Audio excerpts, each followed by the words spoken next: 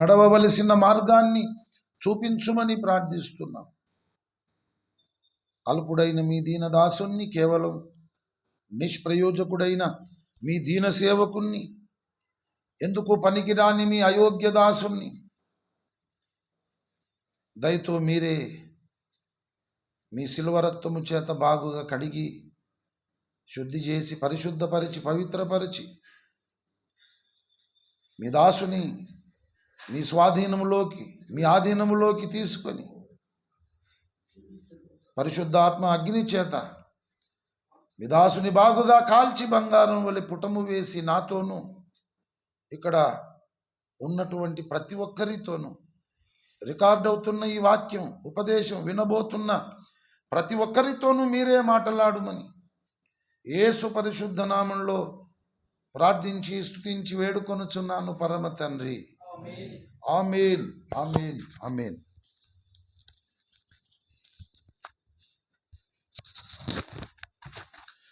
ప్రభువునందు నాకత్యంత ప్రియులారా, చదువబడిన లేఖన భాగములో మనము చదువుకున్న పునాది వాక్యములో మనము చదువుకున్న మూలవాక్యములో పరిశుద్ధాత్మ దేవుడు మనకు చేస్తున్న ఉపదేశం, మనకిస్తున్న సందేశం ఏంటంటే, మనము చాలా జాగ్రత్తగా ఉండాలి. మనము చాలా జాగ్రత్తగా ఉండాలి. ఆ మాట పరిశుద్ధాత్మ దేవుడు మనకు హెచ్చరిక చేస్తున్నాడు, మనకు ఉపదేశం చేస్తున్నాడు. మొదటి కొరింథీ పత్రిక 10వ అధ్యాయం 12వ వచనం, తాను నిలుచుచున్నానని తలంచుకొనువాడు పడకుండునట్లు జాగ్రత్తగా చూచుకొనవలెను. ఎందుకు మనకు జాగ్రత్త అవసరం? ఎందుకు మనము జాగ్రత్త పడాలి? ఎందుకు మనము జాగ్రత్తగా ఉండాలి అంటే, దానికి కారణం చెబుతున్నాడు. ఆ కారణం ఏమిటంటే, మనము పడిపోవడానికి అవకాశం ఉన్నది, మనము చెడిపోవడానికి అవకాశం ఉన్నది. దేవుడు మనకిచ్చిన గొప్ప రక్షణను పోగొట్టుకొని మనము భ్రష్టులమయ్యే అవకాశం ఉన్నది. ఇది బైబిల్ చెబుతున్నటువంటి ఉపదేశము, హెచ్చరిక, సందేశము. ప్రభునందు ప్రియులారా, అపోస్తలుడైన పౌలు తిమోతికి వ్రాసిన మొదటి పత్రిక 4వ అధ్యాయం మొదటి వచనము చూడండి. అయితే కడవరి దినములలో కొందరు అబద్ధికుల వేషధారణ వలన మోసపరచు ఆత్మలయందును దయ్యముల బోధయందును లక్ష్యముంచి విశ్వాస భ్రష్టులగుదురని ఆత్మ తేటగా చెప్పుచున్నాడు. మనము బ్రతుకుతున్నది, మనము జీవనము చేస్తున్నది కడవరి దినములలో, అంచె దినములలో, అపాయకరమైన కలికాలంలో మనం బ్రతుకుతున్నాం. లోకము నిండా, ప్రపంచము నిండా పాపమే నిండి ఉన్నది. మనము ఏ దేహములో, ఏ శరీరములో బ్రతుకుతున్నామో ఆ దేహములోనే, ఆ శరీరములోనే పాప నియమం ఉన్నది. మన దేహము, మన శరీరము ఇంకా విమోచించబడలేదు. మన ఆత్మ మాత్రమే విమోచించబడింది. మన దేహము, శరీరము ఇంకా విమోచింపబడలేదు. పైపెచ్చు సాతాను మనలను మోసపరచడానికి సకల ప్రయత్నాలు ఎల్లవేళలా చేస్తున్నాడు. వాడు సర్వలోక మోసగాడు. వాని ప్రవృత్తి ఏంటంటే మోసము చేయడమే. వానికి ఉన్నటువంటి పేరు మామూలు మోసగాడు కాదు. దొంగ వేరు, గజ దొంగ వేరు. గజ దొంగ వేరు, బందిపోటు దొంగ వేరు. దొంగ కంటే పెద్ద దొంగ గజ దొంగ. గజ దొంగ కంటే పెద్ద దొంగ బందిపోటు దొంగ. కాబట్టి మామూలు మోసగాళ్ళు ఉంటారు. మామూలు మోసగాళ్ళ కంటే పెద్ద మోసగాళ్ళు ఉంటారు. ఈ పెద్ద మోసగాళ్ళందరికీ ఒకడున్నాడు, వాడే సర్వలోక మోసగాడు. ప్రకటన గ్రంథము 12వ అధ్యాయము 9వ వచనం. కాగా సర్వలోకమును మోసపుచ్చుచు అపవాది అనియు సాతాననియు పేరుగల ఆది సర్పమైన ఆ మహాఘట సర్పము పడద్రోయబడెను. ఇక్కడ సర్వలోక మోసగాడొకడున్నాడు.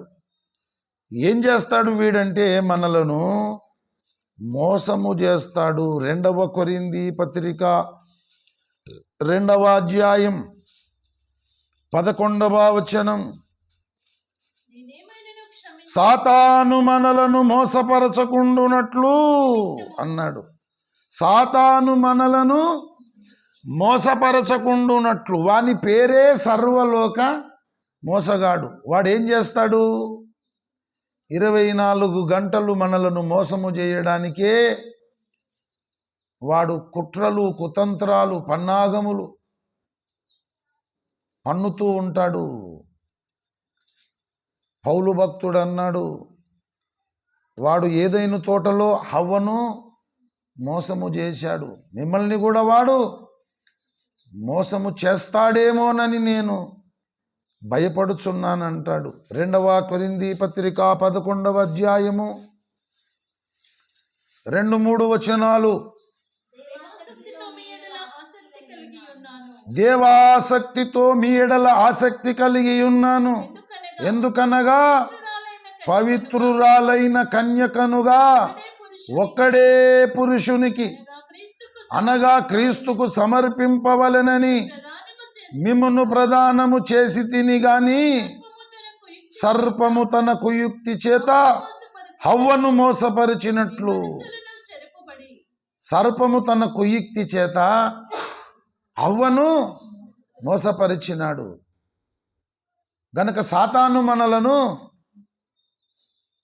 మోసపరచడానికి సకల ప్రయత్నాలు చేస్తున్నాడు. వాడు సర్వలోక మోసగాడు. కాబట్టి మనము పడిపోయే అవకాశం ఉంది, మనము చెడిపోయే అవకాశం ఉంది. దేవుడిచ్చిన గొప్ప రక్షణను మనము పోగొట్టుకొని భ్రష్టులమయ్యే అవకాశం ఉంది. దానికి కారణాలు ఎన్ని చెప్పాను నేను?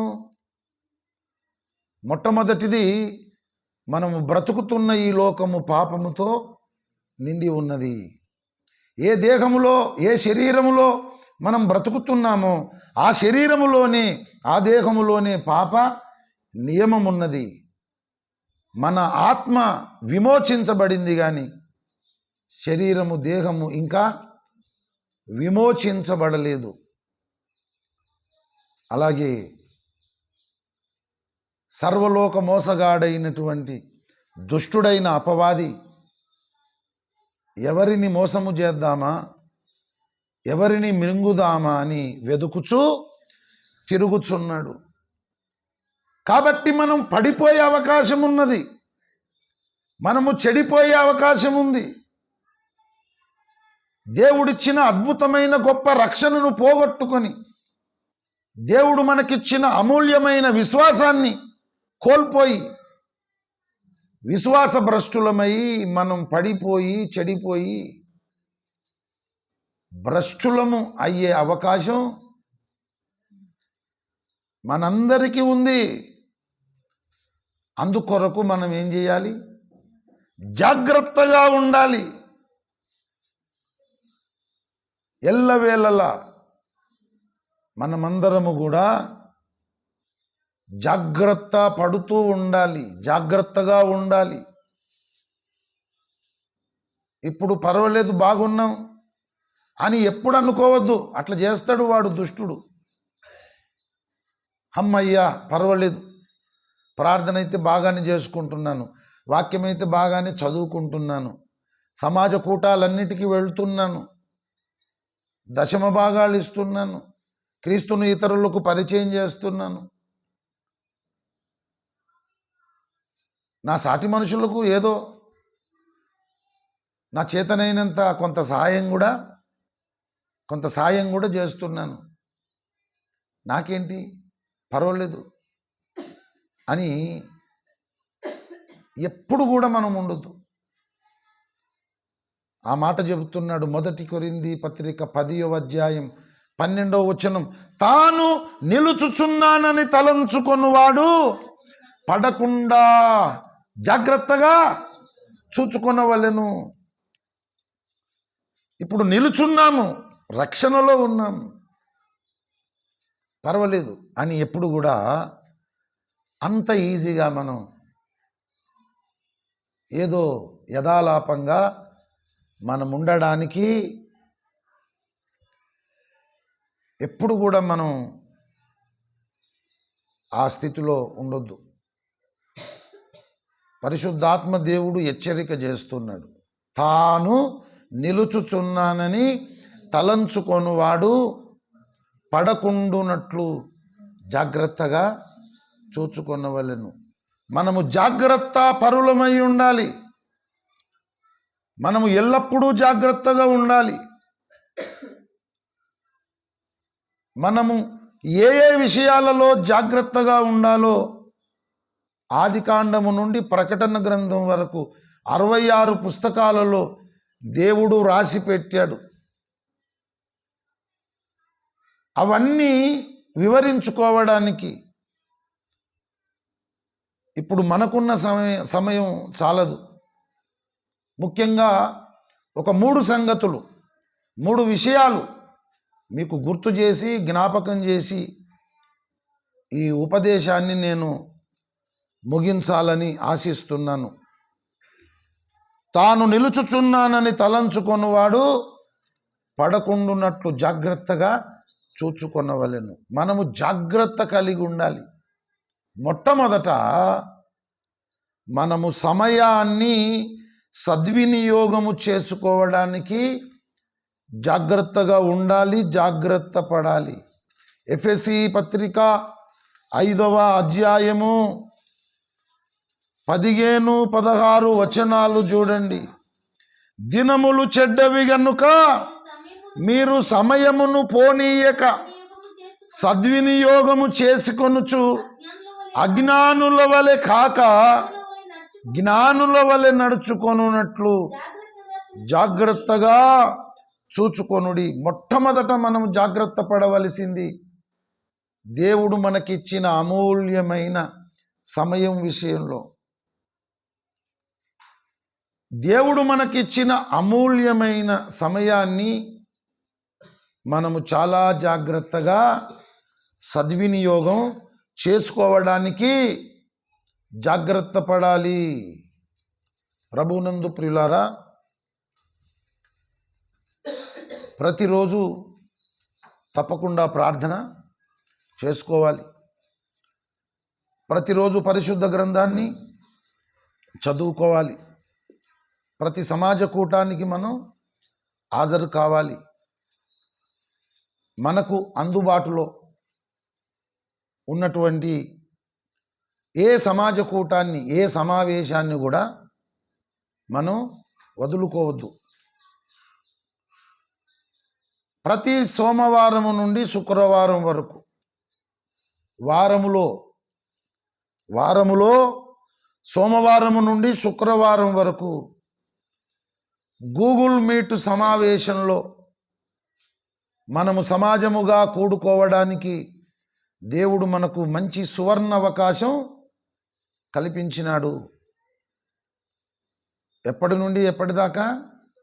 సోమవారం నుండి శుక్రవారం వరకు ప్రతిరోజు సాయంత్రం 7 గంటల నుండి 8:30 గంటల వరకు గూగుల్ మీట్ సమావేశంలో సమాజముగా కూడుకొని పాటలు పాడుకోవడానికి, ప్రార్థనలు చెయ్యడానికి, ఉపదేశం వినడానికి, ప్రశ్నలు సందేహాలు అడిగి నివృత్తి చేసుకోవడానికి, మనం పాడుతున్నటువంటి పాత పాటలలోని అర్థాలు తెలుసుకోవడానికి, కర్మేలు ప్రార్థన అంశాల కొరకు విజ్ఞాపన చేయడానికి, ఎన్నెన్నో విధములుగా ఎన్నెన్నో రకములుగా సోమవారం నుండి శుక్రవారం వరకు ప్రతిరోజు సాయంత్రం 7 గంటల నుండి 8:30 గంటల వరకు గూగుల్ మీటు సమావేశంలో సమాజముగా కూడుకోవడానికి భగవంతుడు అవకాశం కల్పించినాడు. కానీ వందల మంది ఆ సమయాన్ని దుర్వినియోగం చేసుకుంటున్నారు. ఎక్కడుంది జాగ్రత్త? ప్రభువునందు ప్రియులారా, దినములు చెడ్డవి గనక, దుర్దినములు రాబోతున్నాయి గనక, అపాయకరమైన కలికాలములో బ్రతుకుతున్నాము గనుక దేవుడు మనకిచ్చిన అమూల్యమైన సమయాన్ని మనము చాలా జాగ్రత్తగా సద్వినియోగం చేసుకోవాలి. ఇది మొట్టమొదటి సంగతి. సమయాన్ని సద్వినియోగము చేసుకోవడానికి మనము జాగ్రత్త పడాలి. ఇది మొట్టమొదటి హెచ్చరిక.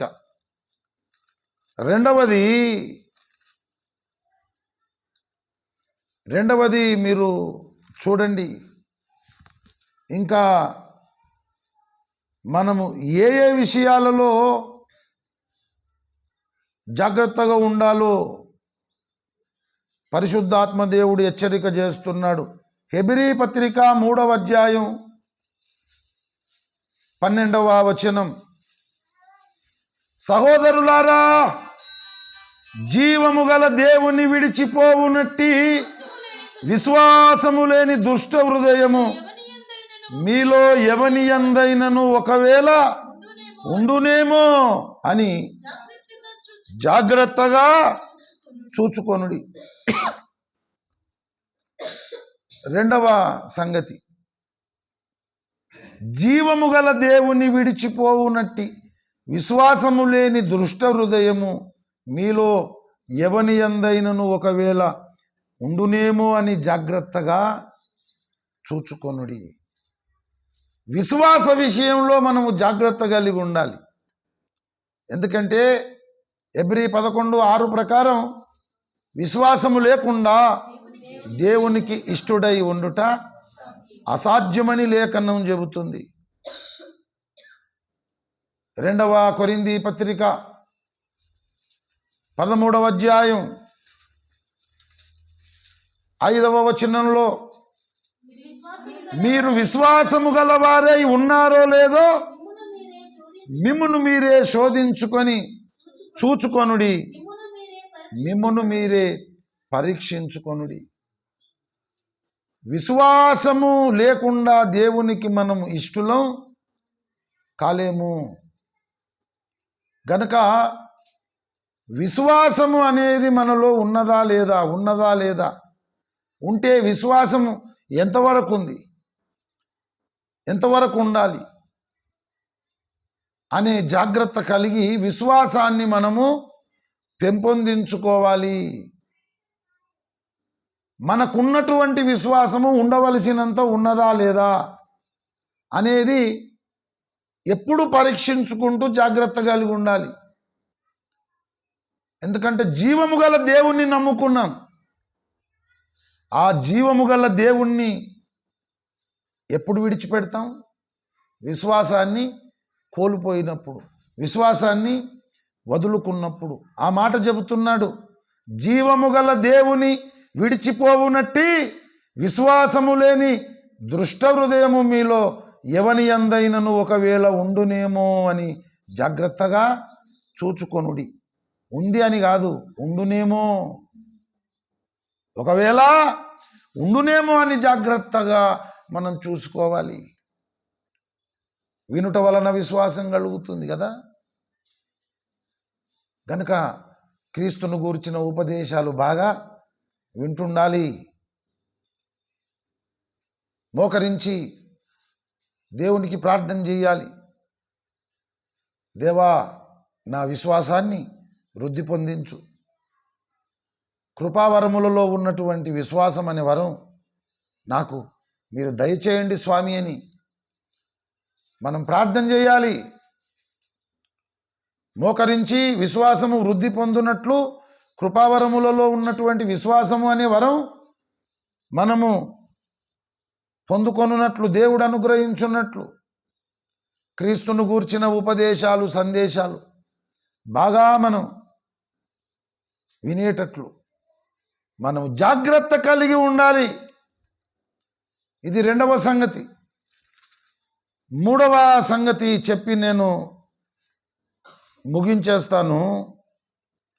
మూడవ సంగతి ఏ విషయంలో మనము జాగ్రత్త కలిగి ఉండాలో హెబ్రీ పత్రిక 12వ అధ్యాయము, హెబ్రీ పత్రిక 12వ అధ్యాయం 16వ వచనం, ఒక పూట కూటి కొరకు తన జ్యేష్ఠత్వపు హక్కును అమ్మివేసిన ఏశావు వంటి భ్రష్టుడైనను వ్యభిచారి అయినను ఉండునేమో అనియు జాగ్రత్తగా చూచుకొనుడి. ఒక పూట కూటి కొరకు తన జ్యేష్ఠత్వపు హక్కునే అమ్మివేసుకున్నాడు. ఎవరు? ఏశావు. అటువంటి భ్రష్టుడు, వ్యభిచారి ఒకవేళ మీలో ఉండునేమో, ఉన్నాడని కాదు, ఉండునేమో. పెద్దలు ఓ మంచి మాట చెప్పారు. పెద్దల మాట సద్దుల మూట, పెద్దల మాట సద్దన్నం మూట అన్నట్టు కీడేంచి మేలేంచాలంటారు. అవునా కదా? విన్నరా ఈ సామెత ఎప్పుడన్నా? కీడేంచి మేలేంచాలి. మేలేంచి కీడేంచుడు కాదు, కీడేంచి మేలేంచాలి అనే పెద్దల మాట అదే చెప్తున్నాడు. ఉన్నాడు అని కాదు, ఉండునేమో. ఫస్ట్ కీడేంచి తర్వాత మేలేంచాలి. ఈ జాగ్రత్త కలిగి ఉన్నోడే నిలబడతాడు. అందుకే చెప్తున్నాడు, తాను నిలుచుచున్నానని తలంచుకున్నవాడు పడిపోకుండున్నట్లు, పడకుండున్నట్లు జాగ్రత్తగా చూచుకొనవలెను. ప్రభునందు ప్రియులారా, ఒక పూట అన్నం తినకపోతే చచ్చిపోతాడా ఏశావు? ఏం చావడు కదా. దేవుడిచ్చినటువంటి అమోఘమైనటువంటి జ్యేష్ఠత్వాన్ని అమ్ముకున్నాడు ఒక్క పూట కూటి కొరకు. పరిశుద్ధాత్మ దేవుడు ఏశావును గూర్చి ఏమని రాశాడు? దుష్టుడు, ఏమన్నాడు? వ్యభిచారి, భ్రష్టుడు, వ్యభిచారి. ఒక పూట కూటి కొరకు తన జ్యేష్ఠత్వపు హక్కునే అమ్ముకున్నాడు. జ్యేష్ఠత్వం అనేది మామూలుగా రాదు. అది అడగకుండానే ఏశావుకు దేవుడు ఇచ్చేశాడు. రక్షణ అనేది దేవుడు మనకిచ్చిన వరం. అది మన క్రియల వలన మనకు వచ్చింది కాదు, మన క్రియల వలన మనకు దొరికింది కాదు. మనము చేసిన పుణ్యము వలన, మనము చేసిన దానముల వలన, మనము చేసిన భూదానాలు, అన్నదానాలు, గోదానాలు, వీటి వలన రక్షణ మనకు దొరకలేదు. నన్ను వెదకని వారికి నేను దొరికితేనన్నాడు. రక్షణ కావాలని మనం వెదకలేదు, అడగలేదు. దేవుడు తన కృపచేత గొప్ప వరముగా ఈ అద్భుతమైన రక్షణ మనకిచ్చాడు. ఈనాటి క్రైస్తవ సమాజం ఒకరోజు పని కోసం దైవ సన్నిధిని పోగొట్టుకుంటున్నారు కదా. అనవసరమైనటువంటి వ్యర్థమైన కాలక్షేపాలు చేయడానికి దైవ సన్నిధిని పోగొట్టుకుంటున్నారు. ప్రతిరోజు సాయంత్రం 7 నుంచి 8:30 దాకా ఏం పనులు ఉంటాయి అంత మనకు? ఏమన్నా ముఖ్యమంత్రితో మనకి ఏమన్నా సమావేశమా? ప్రధానమంత్రితో ఏమన్నా సమావేశమా? దాదాపు అందరూ ఇంట్లోకి చేరుకుంటారు. ఎవరో 100 కోటికొకరు ప్రయాణంలో ఉంటుండొచ్చు, లేకపోతే ఏదైనా కుదరని పరిస్థితుల్లో ఉంటుండొచ్చు. 99% చెప్తున్నా, అవకాశం ఉన్నా సద్వినియోగం చేసుకోలేక సమయాన్ని వ్యర్థం చేసుకుంటున్నారు. ఏమనుకుంటున్నారంటే దేవుణ్ణి అయితే నమ్ముకున్న, రక్షణ అయితే దొరికింది అని. ఎప్పుడైతే నువ్వు నిమ్మలంగా ఉంటావో అప్పుడు వేటు పడుతుంది, దెబ్బ పడుతుంది. ఎందుకంటే తాను నిలుచుచున్నానని తలంచుకొనువాడు పడకుండున్నట్లు జాగ్రత్తగా చూచుకోవాలి. జాగ్రత్త అనేది లేకపోతే పడిపోయే అవకాశం ఉంది, చెడిపోయే అవకాశం ఉంది. మనం చెడిపోయామన్న అని కాదు, మనం పడిపోయాము అన్నది కాదు. చెడిపోతామేమో, పడిపోతామేమో అని జాగ్రత్త పడాలి. ఒక కూటి కొరకు తన జ్యేష్ఠత్వమును అమ్మివేసిన ఏశావు వంటి భ్రష్టుడు, వ్యభిచారి ఒకవేళ మీలో ఉండునేమో జాగ్రత్తగా చూసుకోమన్నాడు. ప్రభునందు ప్రియులారా, మనము జాగ్రత్తగా ఉండకపోతే మనము పడిపోయే అవకాశం ఉన్నది, చెడిపోయే అవకాశం ఉంది. ఎందుకు? మనం ఉన్నటువంటి ఈ లొకేషన్ అంత అనుకూలంగా లేదు. ఏ లోకంలో మనం బ్రతుకుతున్నామో ఈ లోకంలో ఉన్నదంతా శరీరాశ, నేత్రాశ, జీవడంబం. ఏ దేహంలో, ఏ శరీరంలో మనం బ్రతుకుతున్నామో ఆ దేహంలోనే, ఆ శరీరంలోనే పాప నియమం. ఆత్మ విమోచించబడింది కానీ శరీరము, దేహము ఇంకా విమోచించబడలేదు. వీటన్నిటినీ మించి సర్వలోక మోసగాడు ఎవరెవరిని మోసం చేద్దామా, ఎవరెవరిని మింగుదామా అని 24 గంటలు వెతుకుతూ తిరుగుతున్నాడు. జాగ్రత్త అవసరం లేదా? యాది మనిషి ఉందామా, ఏం పర్వాలేదని బ్రతుకుదామా? పరిశుద్ధాత్మ దేవుని హెచ్చరికను మనం బాగా గుర్తుపెట్టుకోవాలి, జ్ఞాపకం పెట్టుకోవాలి. తాను నిలుచుచున్నానని తలంచుకొనువాడు పడకుండున్నట్లు జాగ్రత్తగా చూచుకొనవలెను. చెప్పడానికి ఎన్నో విషయాలు ఉన్నాయి కానీ 3 విషయాలే ప్రస్తావించాను. మొట్టమొదట సమయాన్ని సద్వినియోగము చేసుకోవడానికి జాగ్రత్త పడాలి. రెండవది జీవము గల దేవుణ్ణి విడిచిపోవునట్టి విశ్వాసము లేని హృదయము మనము కలిగి ఉండకుండా జాగ్రత్తగా చూసుకోవాలి. విశ్వాసాన్ని పెంపొందించుకోవాలి, విశ్వాసాన్ని వృద్ధి చేసుకోవాలి. విశ్వాసాన్ని మన లోపల నింపుకోవాలి. లేకపోతే జీవము గల దేవుణ్ణి విడిచిపెట్టే ప్రమాదం ఉంది. ఆ ప్రమాదంలో మనం పడిపోతాం. అందుకొరకు విశ్వాసాన్ని మనలో పెంచుకోవడానికి, వృద్ధి చేసుకోవడానికి, విశ్వాసాన్ని మనలో నింపుకోవడానికి మనం ఎల్లవేళలా జాగ్రత్తగా ఉండాలి, జాగ్రత్త పడాలి. మూడవది, ఒక పూట కూటి కొరకు తన జ్యేష్ఠత్వమును అమ్మివేసిన ఏశావులాగా మనం ఉండొద్దు. దేవుని కొరకు మనలను మనము సజీవ యాగముగా సమర్పించుకోవాలి. ఈ లోక సంబంధమైన పనుల కొరకు, భూ సంబంధమైన పనుల కొరకు సకల ఐశ్వర్యములను మించినటువంటి దైవ సన్నిధిని మనం పోగొట్టుకోవద్దు. ఎందుకంటే ఇంత గొప్ప రక్షణ దేవుడు మనకిచ్చాడు. ఉత్త పుణ్యానికే. నా క్లోజ్ ఫ్రెండు ఆమె పెళ్ళి, వాని పెళ్ళి ఆదివారమే వచ్చింది.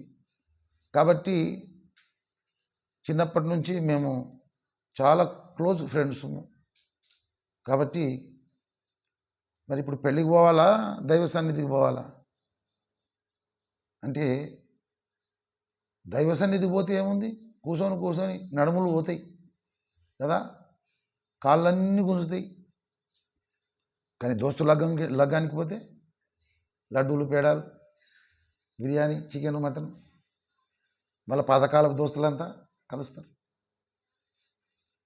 ఆదివారం అంటే మళ్ళీ వస్తుంది చూస్తుండగానే కదా, ఆదివారం చూస్తుండగానే మళ్ళీ వస్తుంది. మరి మా దోస్తు రోజు లగ్గం చేసుకుంటాడా? ఒకసారి చేసుకుంటాడు. కాబట్టి ఎటు పోతే మంచిది అంటే, దోస్తు లగ్గం పోవడమే మంచిదని దైవ సన్నిధిని పోగొట్టుకొని లగ్గాలకు పోతున్న వాళ్ళు ఎంతమంది లేరు? ప్రభునందు ప్రియులారా, ఎప్పుడు రాని పనులు ఆదివారమే వస్తారు నాటేస్తారు. కాబట్టి ఈ మూమెంట్ తప్పితే వాళ్ళు రారు, వ్యవసాయం ఖరాబ్ అవుతుంది. కాబట్టి ఆదివారం మళ్ళీ వస్తుంది పోతా, కానీ ఇప్పుడైతే నాటి వేసుకుంటా అని బురదలో దిగుతారు. దేవుడు మనకిచ్చిన అద్భుతమైన రక్షణ ఎంత జాగ్రత్తగా కాపాడుకోవాలి. అవన్నీ ఏశావు లక్షణాలు. ఒక పూట తిండి తినకపోతే చచ్చిపోతాడా ఏశావు?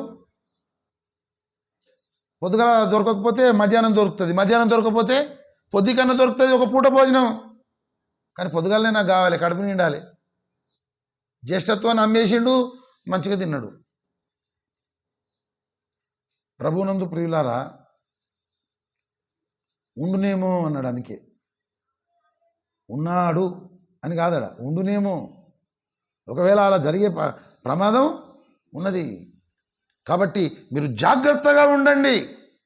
తాను నిలుచుచున్నానని తలంచుకొనివాడు పడిపోకుండా ఉన్నట్లు జాగ్రత్తగా ఉండాలి.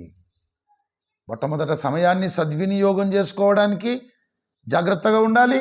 రెండవది, జీవం గల దేవుని విడిచిపెట్టి మనం భ్రష్టులము కాకుండా విశ్వాసాన్ని మనలో నింపుకోవడానికి జాగ్రత్తగా ఉండాలి. సకల ఐశ్వర్యములను మించినటువంటి దైవ సన్నిధిని పోగొట్టుకోవడానికి ఎప్పుడు కూడా మనం శశమిరా ఒప్పుకోకుండా, ఈ భూ సంబంధమైన పనుల కంటే, ఈ లోకము కంటే నాకు దైవ సన్నిధే శ్రేష్టమైనది, అదే నాకు ముఖ్యం అనుకొని బ్రతకడానికి జాగ్రత్త పడాలి. మనం జాగ్రత్త పడవలసిన విషయాలు ఇంకెన్నో ఉన్నాయి. కానీ సమయం లేనందుచేత నేను ప్రాముఖ్యమైన 3 సంగతులు మీకు గుర్తు చేస్తున్నాను, జ్ఞాపకం చేస్తున్నాను. బాగా గుర్తుపెట్టుకొని, జ్ఞాపకం పెట్టుకొని భక్తి సాధన మీరు చేయగలిగితే దేవుడు అనుకున్న గమ్యస్థానానికి తప్పకుండా చేరుకుంటారు. అటువంటి జాగ్రత్త పరులమై ప్రతిక్షణం మనం బ్రతుకున్నట్లు ఆ పరిశుద్ధాత్మ దేవుడే మనందరినీ నడిపించునుగాక. అందరూ తలలు వంచి కళ్ళు మూసుకోండి. దేవుడు పంపిన ఉపదేశము, సందేశము మనలో నిలిచి ఫలించున్నట్లు మనమందరము మన జీవితములను, మన బ్రతుకులను స్వపరీక్ష చేసుకుందాం. మనలను మనమే పరీక్ష చేసుకుందాం. ఇది స్వపరీక్షా సమయం. చాలా జాగ్రత్తగా ఈ సమయాన్ని మనము సద్వినియోగం చేసుకుందాం.